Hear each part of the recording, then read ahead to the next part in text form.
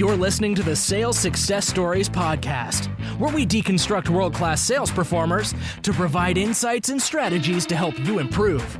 To learn more, visit us at top1.fm. Here's your host, Scott Ingram. Today, I'm joined by Colin Specter, who is the top seller at Namely and has been for the last 3 years running across multiple different roles and territories. Thanks for joining me today, Colin. Thanks for having me, Scott. Pleasure to be here. Big happy Tuesday to you and everyone listening out there. So we always start with my asking what the top 3 things are that have allowed you to consistently get to and stay at the top. The reason I do that is to front load some of the value so that our listeners can quickly tune in and for the first 5 or 10 minutes immediately get some takeaways from any of these interviews and then decide from there whether they want to dig deeper, or it's a nice way to go back and re-listen and get some of those key takeaways from some of these episodes. So Colin, in your case, why don't we take these one point at a time? What's your first point? I'd say point number one, and this is not only in sales, but I'd say everything in life, is your attitude. So firm believer that the attitude and maintaining a positive attitude every day is what has enabled me to really exceed and be a leader within my role within Namely and have a successful sales career so far. And how do you proactively keep your attitude in check on a daily basis? So it's absolutely a work every day kind of thing. It's all about how you start your day. I would say making sure you're starting your day with either exercise, a good meal, whatever it takes to just check in with your head on a daily basis and make sure that you're approaching each call with the client or prospect with a positive mindset, positive attitude. It's important that whenever you're speaking with a client or prospective client that you are delivering a positive experience for them, because not only are you presenting the features and the value of what you're selling, but you're also, sales at the end of the day is an emotional buying process, right? It takes emotion to sell and logic to close. So you really have to bring the positive attitude and positive emotions with whatever product you're selling, especially with HR, payroll, and benefits. The HR role in which I sell into tends to be very emotionally driven, even though at the end you do have some financial payroll questions and more logical approaches. It's absolutely maintaining a positive attitude and bringing that positivity as a representation of your product that has enabled my success here. Awesome. And I love that idea of leading with the emotion. So what's your second point? Second point, absolutely energy and work ethic. So the high levels of energy and work I put into each sale are felt by my prospective clients. I'm the one that's setting the pace for my team. I set the bar as high as possible. I want to make sure that my clients know I'm investing my time and their time wisely, and they know I'm working extra hard and being a good representation of the work that my company, Namely, is going to do for them once they come on board. So being able to have that high focus, energy, work ethic is going to enable you to be successful, and that's what's enabled me to be successful for my role here. And similarly, what are you doing to build up and maintain that high level of energy? Absolutely. It kind of goes hand in hand with attitude, right? So staying positive, keeping that high level of energy. It's all about making sure you have that balance throughout the day. So focusing on fueling yourself, whether it's with your mind, with the content that you're digesting, or the way you're starting your day with a good meal. You want to make sure you're keeping a high level of energy for the gas tank, right?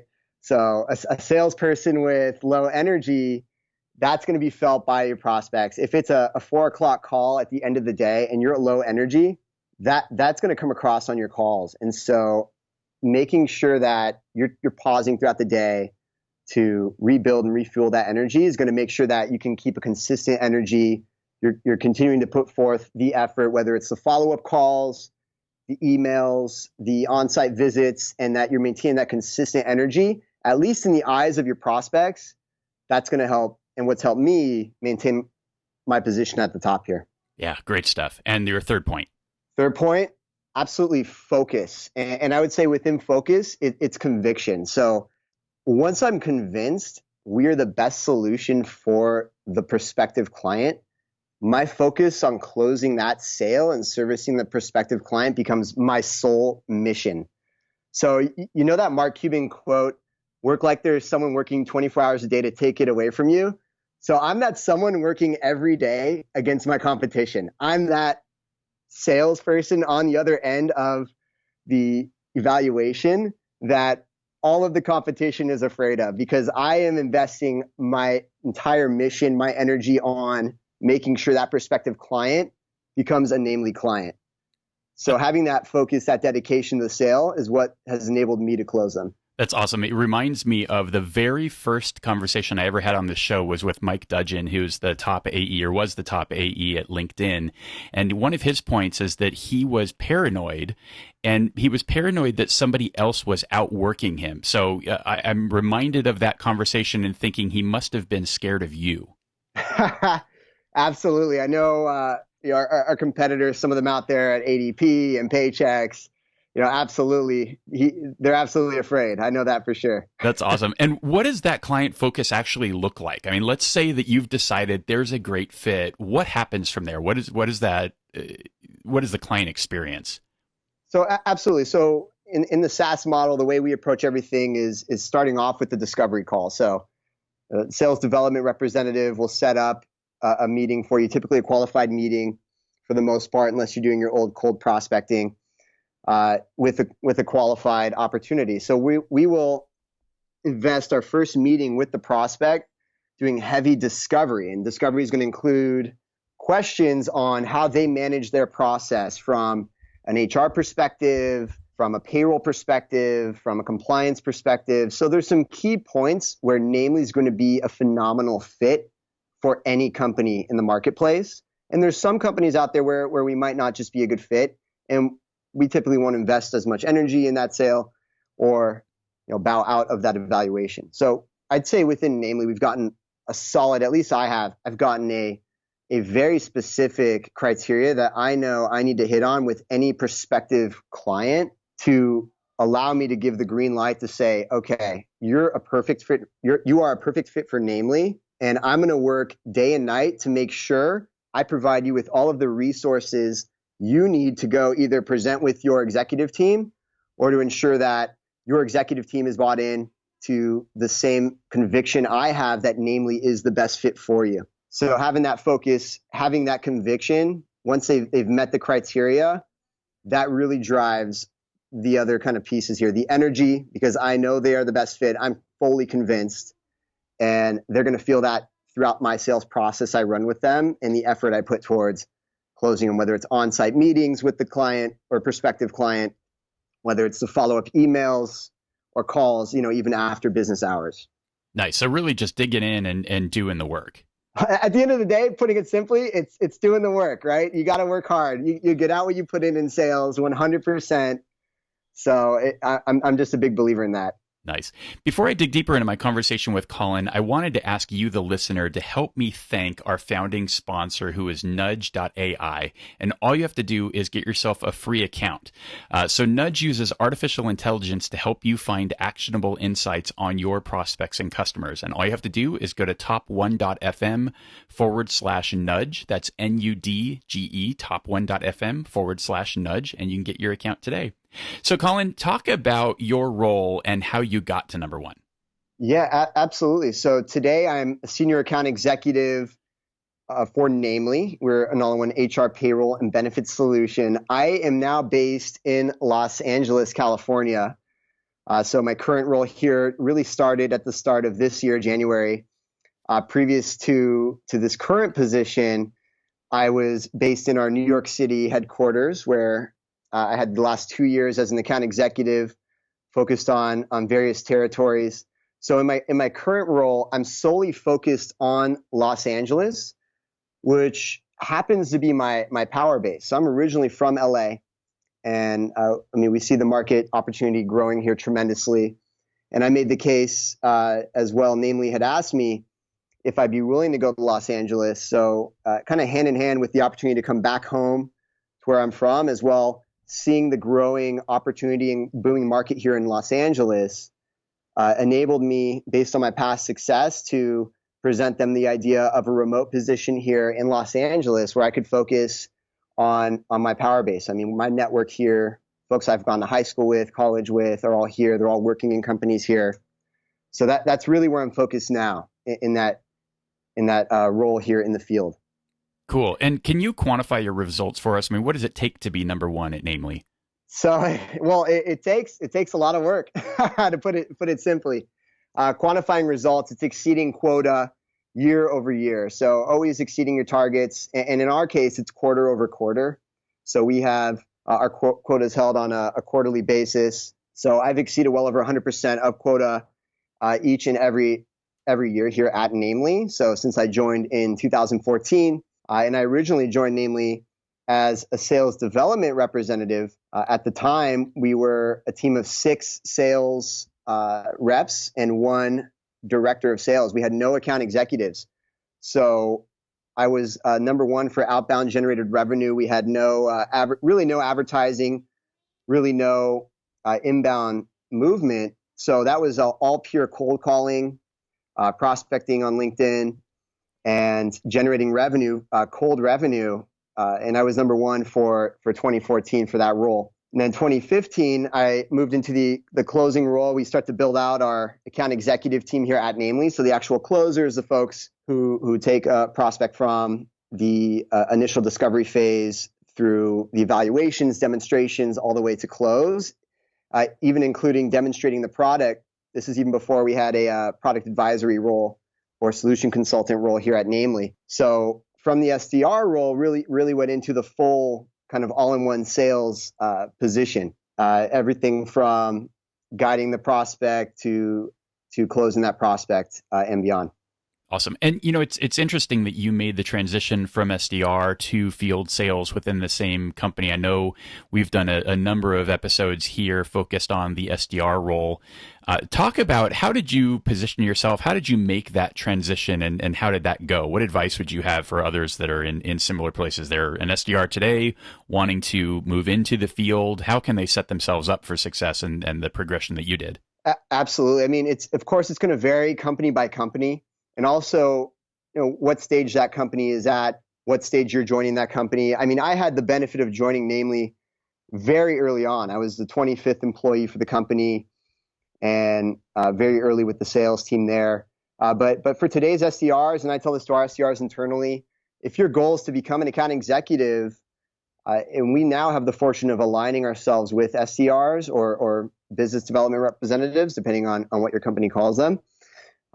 It's really shadowing the account executive, asking key questions, not only learning about the front end of the sales process. Like the sales development rep's role is, in my opinion, to get folks excited. So you're out there in the marketplace, cold calling, dialing for dollars, so to speak, getting prospective clients excited about whatever it is you're representing. And then the difference with an account executive is more from a consultative approach. From, at least within our company, it's digging into the process of that prospective client. So I always like to tell my sales development representatives, the ones I get aligned with anyways, why don't you start becoming that consultant for them? Not only get them excited, but start practicing early on, asking key questions. I give my sales development representatives the same questions I ask prospective clients that I still cold outreach to. So they get that rehearsal lesson on becoming an account executive. They start to understand when an objection comes up, how to handle that objection, how to guide a prospect through a sales process. So, I mean, just some simple advice would be start early on shadowing the top account executives. They're going to be busy, but I'm sure they're going to be open to allowing you to hop on some of their calls, shadow some of their calls. If you have the luxury of being in the same office, see if you can sit near them, see if you can take them out to lunch. Those would be some early tips there. Yeah, absolutely. Consistent advice, and I think it's great stuff. Colin, what's your origin story? How did you get into sales in the first place? So, I mean, I was really born into sales. From an early age, I just remember selling products. In elementary school, we used to do magazine subscription sales. That was in elementary school. You had to sell a certain number of magazine subscriptions door to door in order to go on a field trip to Disneyland. And so each year, I think in kindergarten or first grade, my dad took me door to door and kind of walked me through the sales process and leaning on emotion with the neighbors to get them to sign up for these magazines they didn't need.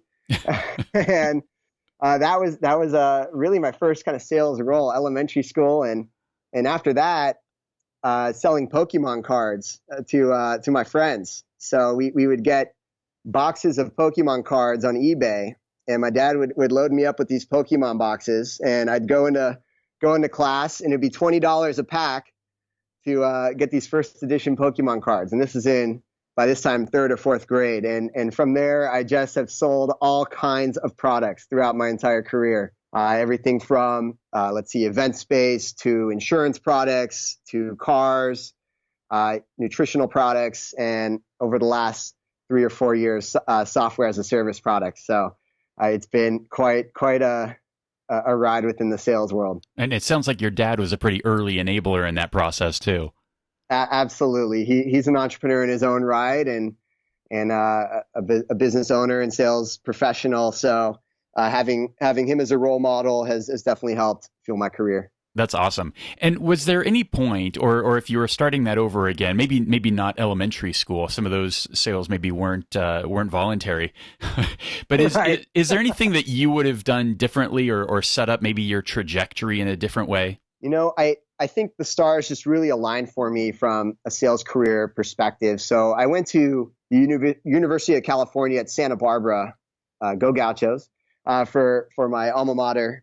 And we had the fortune of actually having a sales class at that school through the entrepreneurship program. So even in college, I had some great training. My professors there, some of them were the founding members of GoToMeeting and GoToMyPC and Citrix Online, the former VP of sales. So I had some really good background and understanding, at least in a formal educational setting, for sales, and knew right away I wanted to get into technology sales. So I would say shifting from elementary, junior high, high school, and college into just the path I've taken, I mean, there's not much I would really change. I would say any advice out there for folks just really early on in their careers, maybe those still even in high school or college, I would recommend getting into even service positions where you're having to deal with people. I would say that's really helped my ability to communicate with people, especially in this world now. We have very complex sales products that you're guiding folks through. So I've done everything from managing valet parking companies to restaurant services. So just having that experience and communicating with all kinds of people from all kinds of cultures and backgrounds, I'd say has helped fuel my success today. That's great advice. So, Colin, what's your favorite sales story? So whether you won or lost, and what did you learn from it? So, favorite sales story, and it's not any particular deal per se, or maybe it's one of the best deals I've had in the last 3 or 4 years here was how I got my job here at Namely. Let's hear it. So yeah, absolutely. So I was living in Los Angeles working for another startup company that was starting to shutter its doors, and had made the decision I wanted to move to New York City, and didn't really know too much about the New York market, but quickly found all of these startup technology companies that were functioning in Silicon Alley, as we call it in New York. So cold prospected every company that I could find that seemed of interest, and reached out to maybe close to 50 or 60 companies with cold emails, templated emails, basically how you would run in any kind of sales process. And several got back to me, but one of them got back to me right away, and it was Namely, and they said, "Hey, our director of sales wants to speak with you." So I was like, "Oh, great, that's awesome." So I here's his number, give him a call. I put his number in my phone, and his name popped up. It was someone I had gone to college with, a former fraternity brother of mine from Santa Barbara, was now at the time the director of sales for Namely. So I give him a call. I'm like, "Hey, Aaron, how you doing, man? It's Colin." He's like, "Colin, why don't you tell me you're looking for a job?"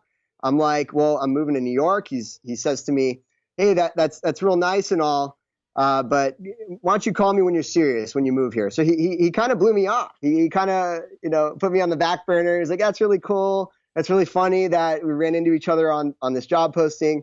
Call me when you're serious. Call me when you move to New York." So meanwhile, moved to New York. At the time, no job. I was pursuing a love interest who is now my fiance. but land in New York City. And I have interviews lined up with some of the leading startups in New York City. Things are going great. I'm also looking for an apartment, and I'm staying with a good friend of mine in Brooklyn. Meanwhile, I'm on Craigslist looking for apartments, and this apartment sounds appealing. So I go, I show up, meet the individual. Apartment is probably not going to work out, but they're asking me, oh, so what do you do for a living? Well, I'm not going to tell someone that I'm looking to lease from that I have no job at the time, or I'm in between positions. So I say, oh, I work for this HR startup company. He says to me, oh, really? I'm an HR director for this major restaurant chain here in Manhattan. What's the company? And I say to him, oh, it's Namely. Have you heard of Namely? He's like, no, what is it? Well, I'm like, well, here, let's pull up the website and walk you through it. So I pop open namely.com. And I kid you not, at the time, I really was not too familiar with the HR human capital management space. But I'm reading the website to him. I'm like, oh, we do organizational charts. We do performance management. He's like, oh, I love this is exactly what we need. I'm like, great. Why don't we set up a meeting with my manager? We'll schedule you a time to see the system in action tomorrow. How does that sound? He's like, that would be fantastic. You got to set me up. So I leave the apartment viewing, call up my friend Aaron. I'm like, hey Aaron, look, I have a hot lead for you. I'm getting tons of other job offers. Let's get this going. Do you want me or not? And he's like, what are you doing? Nobody brings us a sale for their job interview. That's crazy. And next thing you know, he sent me a job offer and I closed the deal. And I've been here ever since. That's fantastic. That is a great story. Yeah, so that's how I joined Namely. Awesome. Well, now let's turn it around. Let's go to a deep, dark place. You can lay down on my nice leather couch. It's a safe place. What's been the most challenging part of whether it's been at Namely or anywhere else through the course of your career? So most challenging part, I would say, with Namely in the beginning, it was definitely the learning curve. So I felt early on I was plugging into the matrix and it was information overload. You can only read the website for so long, right? Absolutely. And the product has only gotten more robust and more kind of services to sell.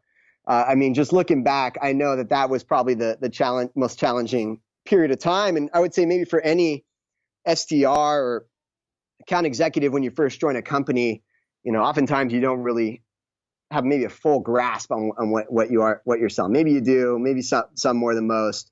But I would say that was probably the most challenging thing. It took me a long time to really understand the value of what I was selling.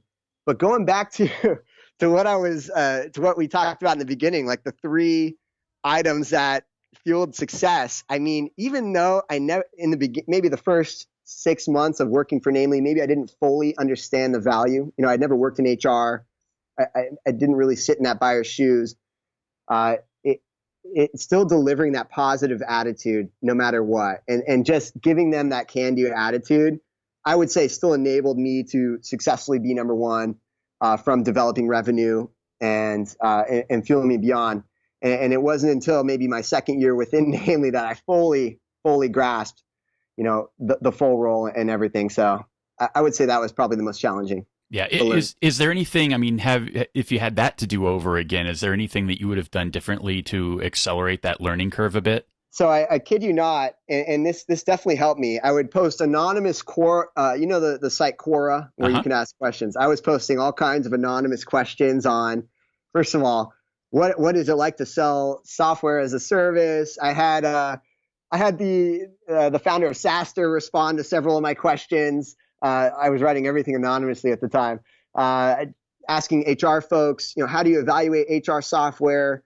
So just doing my best. And I would recommend this for any product, especially the startups out there when you're trying to figure your market fit.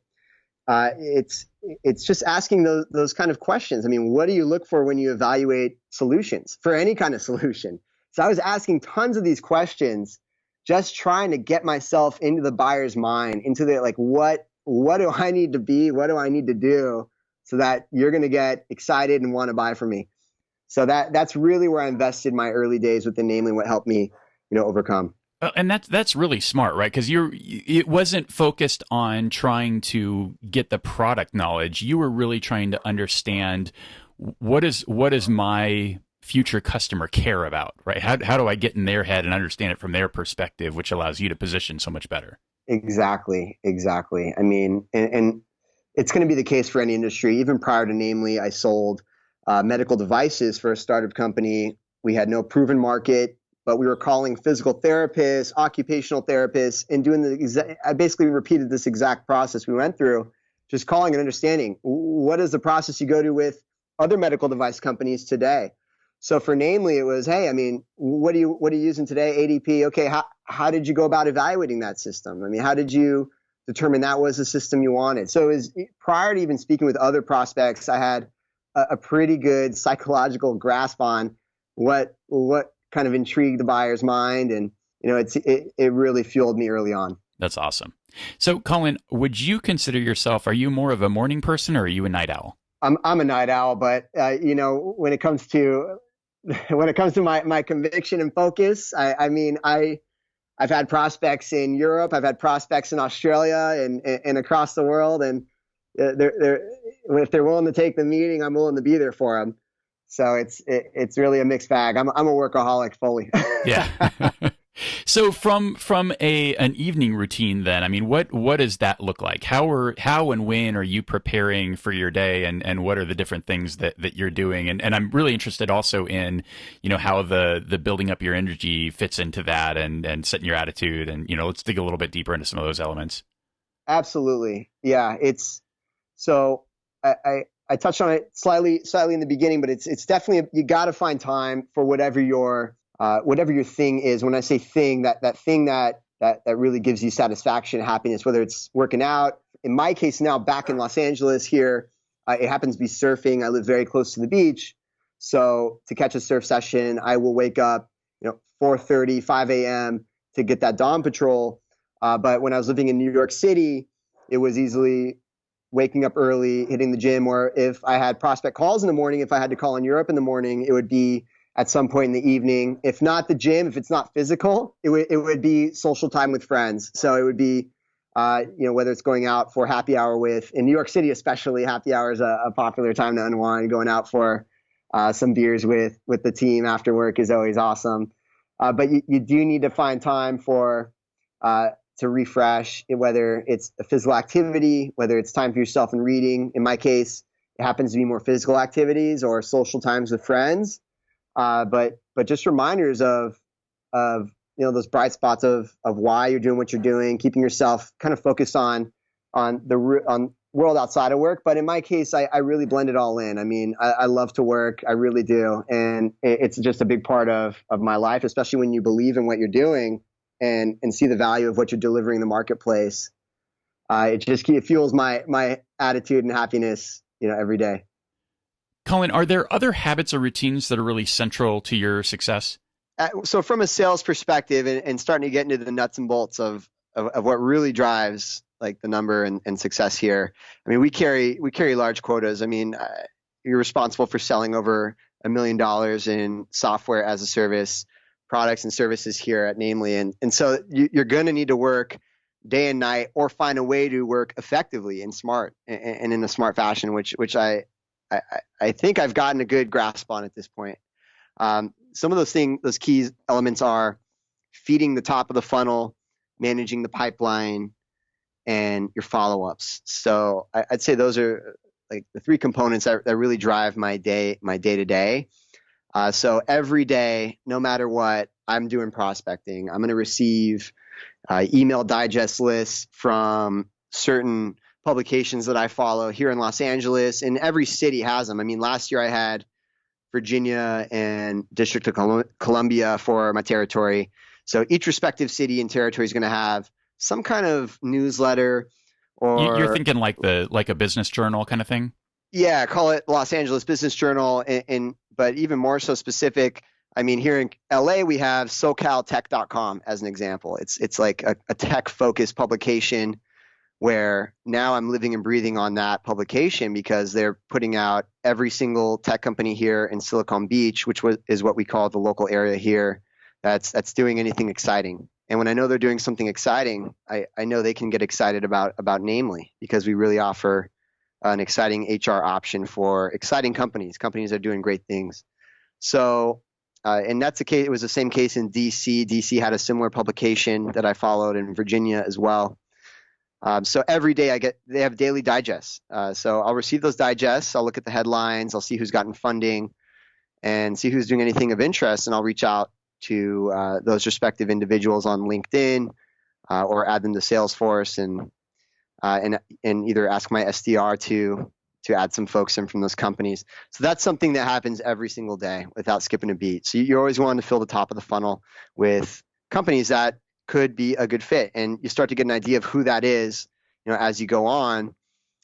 So even before that, it's starting to just understand who the buyers are, like who is buying your product, and knowing very effectively who that is to a very specific degree. I mean, you might have some outliers. For us, we happen to know it's tech, media, advertising companies where they're investing in their culture that are going to be a great fit for Namely versus sometimes manufacturing or some other type of companies. So I'm investing all of my time and energy on prospecting those specific types of businesses and speaking with those specific types of HR professionals.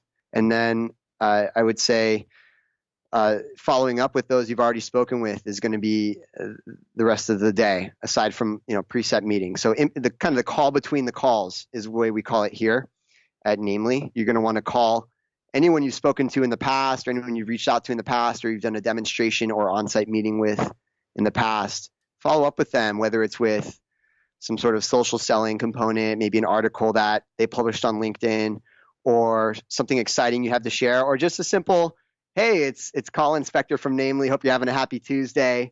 Wanted to follow up and see if you connected further with the team on moving forward with Namely as your next HR solution. And being that friendly reminder, being top of their inbox is going to be key day in and day out. And absolutely, I have prospects and now clients comment to me all the time that a big reason that they move forward is because we made it easy for them. We're always top of their inbox. We're always in their voicemail. So they're not having to dig back through and look for that agreement that we sent, 2 weeks ago. But I'm reattaching, I'm resending it to them. So those are the day in and day out sort of actions I take. And Colin, on that daily basis, I mean, how much time are you spending on prospecting? And is there a particular way that you structure your day? Like, is that a block of time that you're doing that prospecting, or is it just kind of intermixed? So I would say more often than not, there is a block of time in the morning, usually 8 to 9 a.m. I try and do it before I'll have meeting times. I want to do it ahead of when folks are going to be in the office and when I can actually reach their inbox, or when I can actually get them on the phone and they'll be in front of their computer. So usually it's going to be between 8 and 9 a.m. or sometime thereafter. But so sometimes at night I'll catch up, but then actually add them into the systems in the morning when I first get going. Nice. And what about the rest of the day? Is that kind of built around meetings, or are there other kind of blocks of time that you're really protecting to get kind of core activities done? Yeah. So in my role specifically, I'm building proposals, I'm building presentation decks, I am doing demonstrations of the system for prospective clients. So my days are always packed with either building out those proposals, having the actual meetings with prospective clients, or creating my own kind of calls between the calls times, where if I have some downtime, which isn't too often. Fortunately, I've been blessed with a lot of activity, especially being now in Los Angeles here, tons of activity. It's really filling those gaps with calls between the calls, or preset meetings by my SDRs, or ones that I've set up, or building those proposals or benefit summaries and things of that nature. Nice. And we were just talking about the Tim Ferriss show as I took a break to let the dogs outside, who were driving me nuts through the first half of the interview. I'm curious, what does the rest of your information diet look like? Yeah. So, in the theme of podcasts, absolutely love the Tim Ferriss show. From a sales perspective, big fan of Grant Cardone. If you haven't picked up his Closer Survival Guide, by far one of the most valuable audiobooks that I've ever digested as a sales professional. I'd say my first kind of years in the SDR role, or early on, I was just on repeat listening to those objections to the close over and over and over again. Every objection you can imagine he runs through and prepares you with some types of response. So it just becomes automatic. So big fans of Tim Ferriss, Grant Cardone. I'd say Zig Ziglar, Closing the Sale, Secrets to Closing the Sale, are the kinds of folks I subscribe to. And it sounds like primarily audio. Primarily audio. I do have, I've read tremendous number of sales books, most of them from a philosophical standpoint. I mean, if you're familiar with like The Greatest Salesman in the World, those types of books, or the Little Red Book on Sales, or the Sales Bible. I mean, I've read tons of sales books. I just find, especially when I was living in New York, I'd say a lot of it depends on your commute and what you're set up for and what you have time for. In New York, it was easy to pop in my headphones in the subway, listen to the podcast on a daily basis, or walking to work. These days, I find it's a mix of podcasts and books that I'm digesting. Awesome. What about tools and apps? What are your go-tos? Yeah, so we're also blessed with having a great technology stack. So early on, our team made a tremendous investment in sales tools. We were early adopter of some of the sales tools that have been out there for a few years now. I mean, tools like Tout App or Export to Salesforce, things that can plug into your LinkedIn and export data right into your Salesforce application. So we use, in that note, we use Salesforce for our CRM. So having a good CRM system built out, I've just been really lucky. I mean, we have a team that has really built that out well for us, built some great workflows. So I'm living and breathing on Salesforce, LinkedIn, and the other tools that communicate data between the two, as well, of course, my email and various Chrome extensions that work on there. Nice. And do you subscribe to a particular sales philosophy? So it's hard for me to put my thumb on that because, I hear folks subscribing to certain philosophies like challenger sale, things of that nature. I'm really kind of a mix, a hybrid of everything. I mean, I love to challenge my prospects, like the challenger model, but I'm also a very emotionally driven sales professional. So it's really just a mix, depending on a case by case basis. I mean, I can't say I subscribe to anyone. I subscribe to the Colin Specter methodology. I guess I'll have to write my own book on it. There you go. And I think that's probably more common, right? I think those of us that really are driven, we've consumed a lot of this content, and rarely is there, one thing that really describes everything. If anything, maybe there's a core or a foundational piece that you hang a lot of stuff off of, but then I think at the end of the day, you have to make it your own. It won't work through some other way. So, along those lines, how would you describe your style? Yeah. So, my style, sales I look at really like it's an art and a science. I know there's others that have said that in the past. But my style really, each new prospective client is a new canvas that I get to paint with, through my discovery, through my initial research about them. So I look at it as a case by case basis. I run everyone through the same kind of process. I'm gonna do initial research, ask my set of questions that help me delve deeper into their needs and process. But I'll diverge from next steps depending on how they react, depending on who I'm speaking with. So very adaptive in nature. So I have the science of understanding that sales is very process oriented. You're taking them through kind of a preset discovery, demonstration, solution, proposal, negotiation, and close. Like those are kind of the preset methodology that you're going to run through, even if it's a 1-day close or not, or a 30-day or 60-day sales cycle, or your sales cycle, however long it is. You're going to run them through that process. But I'd say everything in between that is the art that the sales professional brings, whether it's through their own emotion or through the wordsmithing that they use to kind of script and present the services and value that they bring. Cool. Colin, let's talk about motivation a little bit. What motivates you and how do you motivate yourself?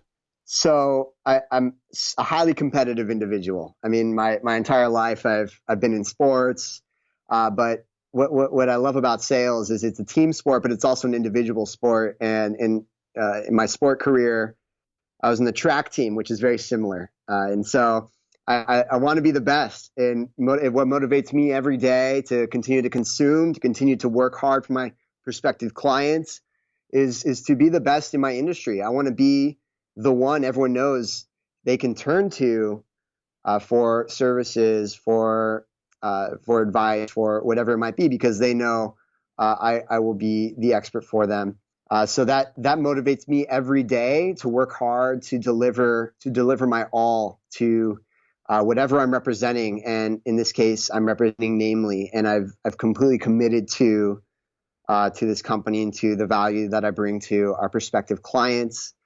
And it motivates me to stay on top and work hard because, as I mentioned before, I'm working like everyone's coming to take it away from me. And I got guys slacking me, Slack messaging me all the time. I'm coming for you, Colin. And it just fuels me. And I love it. I love the competition. I love being on top, and if you get knocked off the top, it just fuels that fire more and you can come back for them. And at the end of every quarter, there's always, a few of us that just grind it, put in the extra mile, midnight before before the quarter ends, who's going to get that last deal in and ring the bell. So that's really what drives me. I'm just one of those guys that loves to be on top of the game. That's awesome. And it sounds like you do a really good job of being in that position with the bullseye on your back and comfortably kind of keep running in front and using that to drive you and not getting complacent about it. Absolutely. Absolutely. I mean, I look at professional athletes, even after a championship, look at guys like LeBron James I think he was on his Instagram after he won his last championship. He was back in the gym training.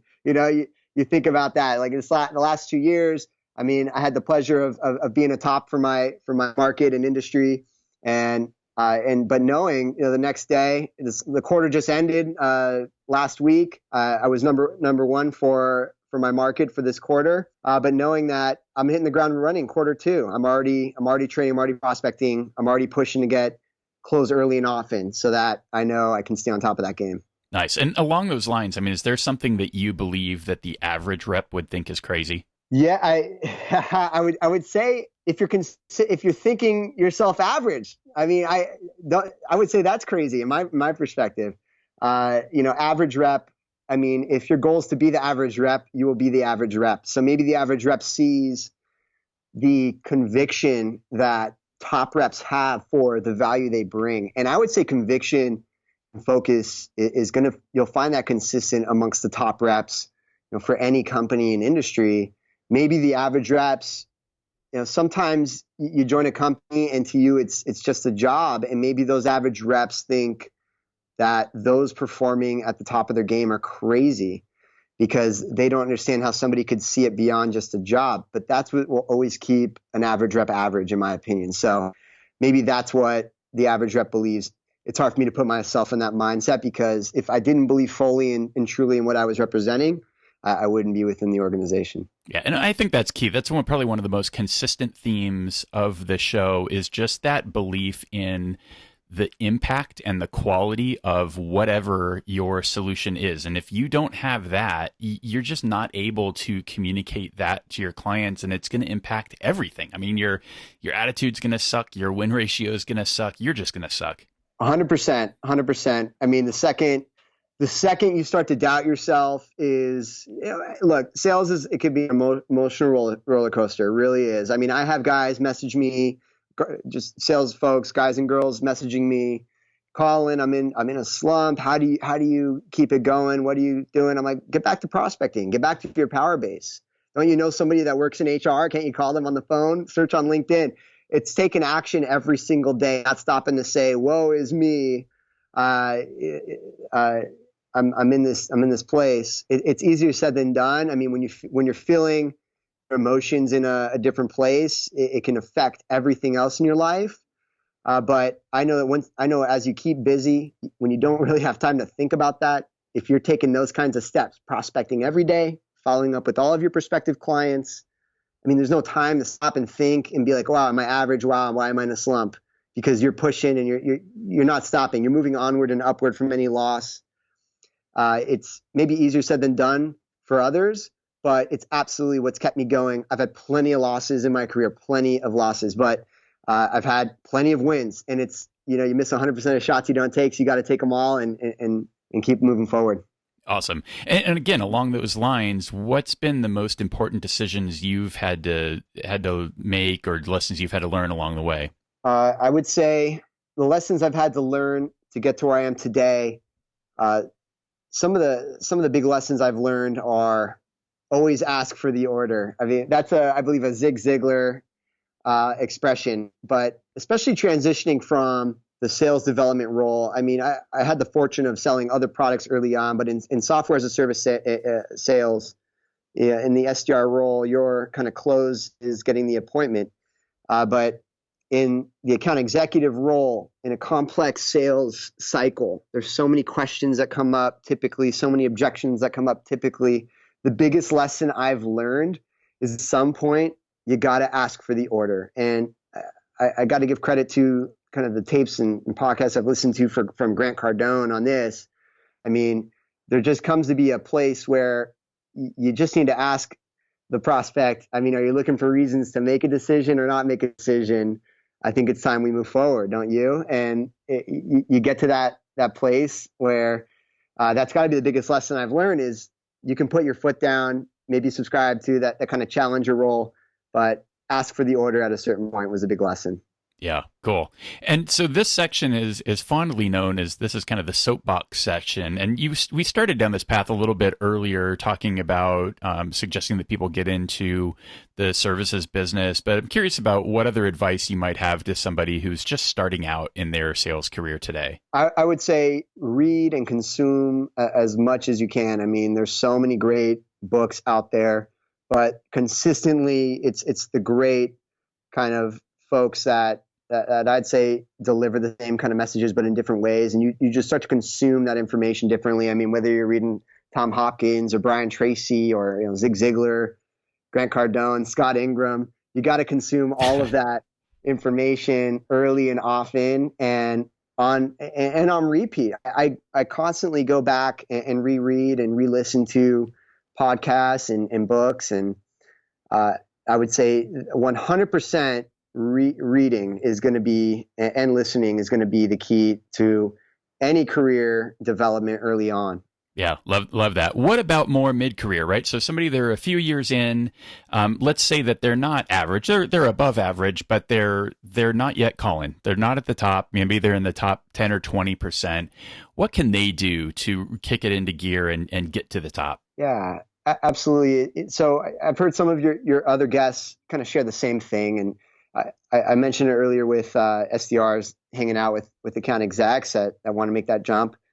Take a look at who are the top people on the sales floor or on the leaderboard, and what are they doing that you're not? Maybe they're not the ones sending 10,000 emails a month, but maybe they're sending the right emails to the right people every month. And how do they know who the right people are? So you got to start thinking strategically. What are they doing different that I'm not doing? I'm sending, if I'm an average guy or girl or average professional, just sending tons of emails, making tons of cold calls, but I'm not getting the same results as the top folks. There's got to be a more effective solution there. There's got to be some kind of magic or something different, but there's no magic at the end of the day.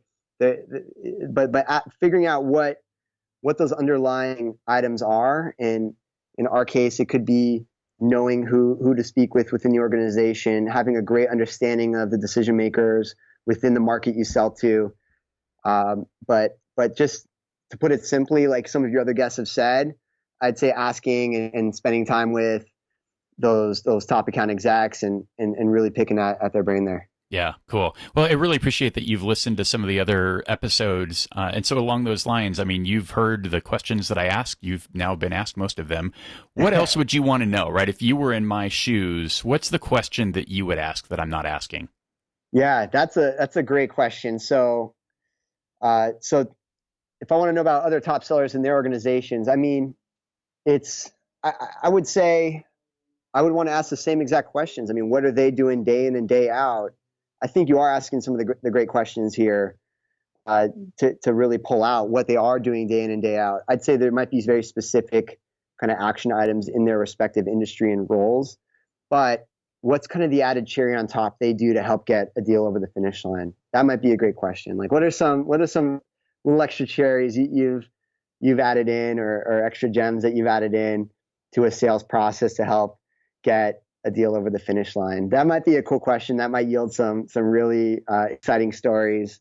I mean, if folks had asked me that, I've done everything from deliver a bottle of whiskey to the prospect on site to get the wet signature on paper, to send him flowers, to all kinds of kind of fun little gems. But I think that might yield some interesting and creative results. I like that. Good stuff.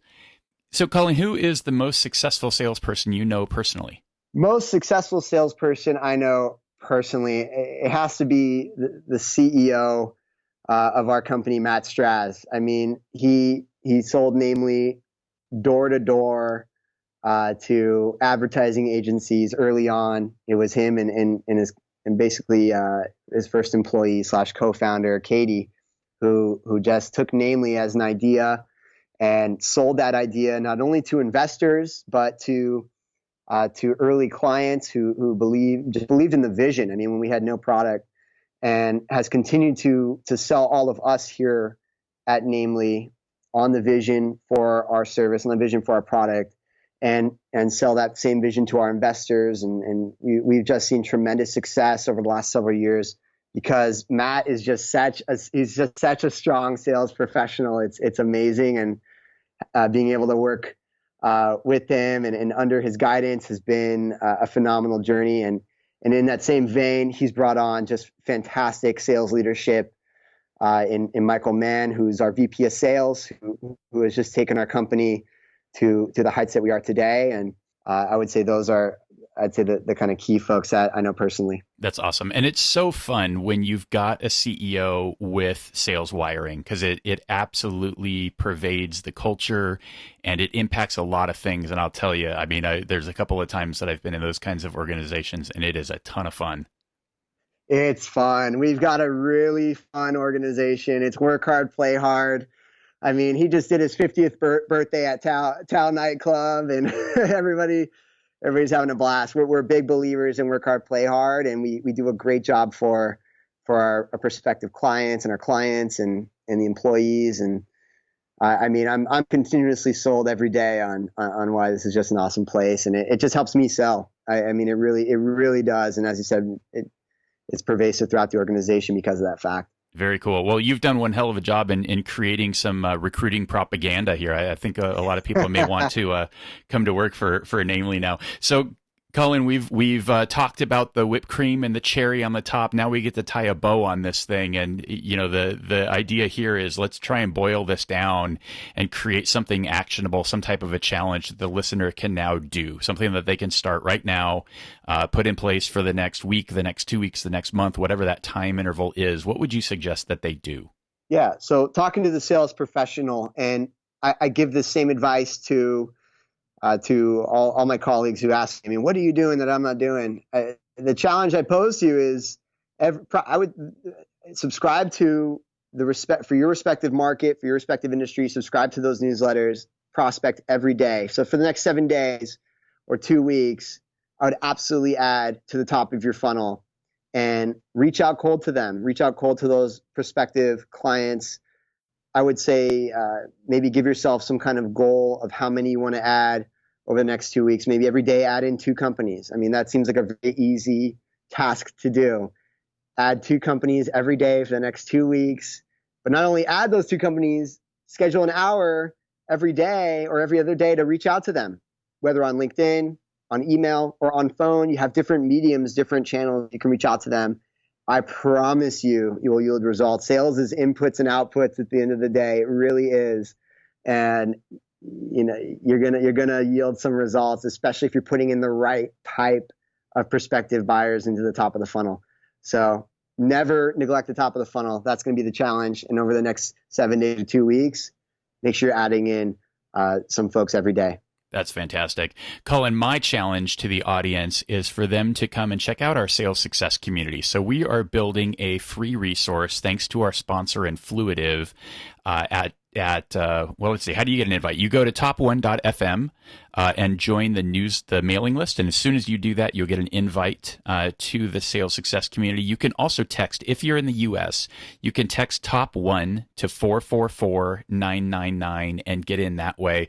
And it's really just for fans of this show. We're trying to create a lot of bonus content and some things that I just can't share publicly in that community. Great way to engage with other people that are also trying to improve themselves and their sales, and folks like Colin. So Colin, thanks again for joining me today. This has been fantastic. Scott, it's my pleasure. Thanks so much for having me on the show. And thank you everybody out for listening. Wish you all much success this year. Good luck. And feel free to reach out to me at colin@namely.com if you have any questions or want to connect further. Thanks for listening to the Sales Success Stories podcast. To be sure you never miss an episode, and for an invitation to our sales success community powered by Influitive, subscribe to our newsletter at top1.fm.